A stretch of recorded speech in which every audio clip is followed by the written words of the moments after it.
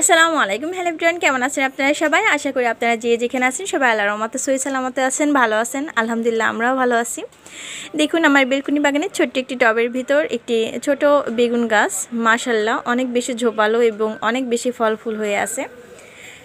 বেগুন গাছটি আমি ছোট চারা অবস্থায় নার্সারি থেকে কিনে নিয়ে আসছিলাম এবং এনে আমি এই 12 ইঞ্চি একটি টবের ভিতর রোপণ করে দেই। রোপণের পর আমি মাথাটা জাস্ট এখান থেকে কেটে দিই। কেটে দেওয়ার পর দেখুন আমার গাছটি মাশাআল্লাহ খুব সুন্দরভাবে বড় হচ্ছে এবং ঝোপালো হয়ে গেছে। প্রচুর পরিমাণে শাখা প্রশাখা বের হয়েছে।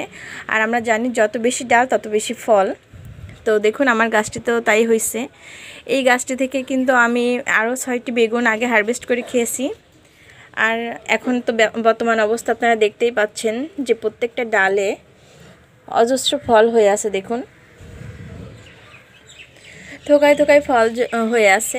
দেখুন একটা ডালও কিন্তু মিস নাই, এই ডালে হচ্ছে ফল আছে। দেখুন এই ডালে ফল আছে, আবার ফলে সেট হচ্ছে। এই ডালটাতেও দেখুন ফলে সেট হচ্ছে। এই যে অজস্র ফলও হয়ে আছে, এইটাই ফল আছে। এই যে এই ডালেও দেখুন ফল আছে, এই সাইডের ডালে, মানে প্রত্যেকটা ডালে অজস্র ফল হয়ে আছে। আর ফুল কড়ি এগুলো তো দেখতেই পাচ্ছেন। আর এই সাইডের টবের ভিতরে এই জাতেরই 2টা বেগুন গাছ এনে আমি মাথাটা কেটে দিছিলাম। একটা গাছের গ্রোথ ভালো ছিল না, বড় হচ্ছিল না ভালোভাবে, এই জন্য তুলে ফেলে দিছি। আর এই ডালটা, এই গাছটা দেখুন রেখে দিছি। এটার মাথা কেটে দেওয়ার পর দেখুন প্রত্যেকটা পাতার গোড়া থেকে হচ্ছে নতুন করে ডাল বের হয়েছে, প্লাস ফুলও চলে আসছে। এই টবের ভিতর এই একটাই গাছ থাকবে। আর বেগুন গাছ কিন্তু রাজার চাষ। বেগুন গাছে প্রচুর পরিমাণে খাবারের দরকার হয়। তো খাবার হিসেবে আমি সপ্তাহে 2 দিন সর্ষের খোলের লিকুইড তরল সারটি দিয়ে থাকি এবং একদিন সবজির খোসা ভেজানো যেই পচানো সারটি, তরল সারটি হয়, ওইটাই হচ্ছে আমি গাছের গোড়ায় দিয়ে থাকি।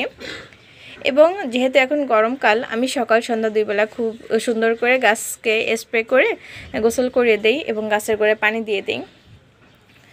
আর গাছের গোড়া অবস্থা দেখুন একদম ভেজা স্যাঁতস্যাঁতেও না, আবার মাটিটা কিন্তু খুব শুকনাও না, এই অবস্থায় করে রাখি। আর অবশ্যই আপনার যে কোনো গাছ রোপণ করার সময় গাছের ড্রেনেজ ব্যবস্থা খুব সুন্দর করে রাখবেন, যাতে পানি সরে যেতে পারে।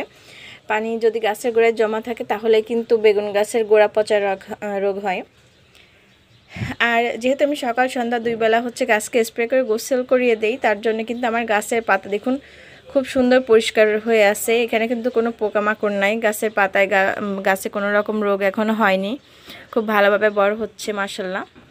তো আমার চ্যানেলে ভিডিও যদি আপনাদের কাছে ভালো লেগে থাকে, যদি আপনাদের কোনো উপকার হয়ে থাকে আমার ভিডিওগুলো, তাহলে অবশ্যই আমার চ্যানেলটিকে সাবস্ক্রাইব করতে ভুলবেন না। লাইক কমেন্ট করে আমার পাশেই থাকবেন।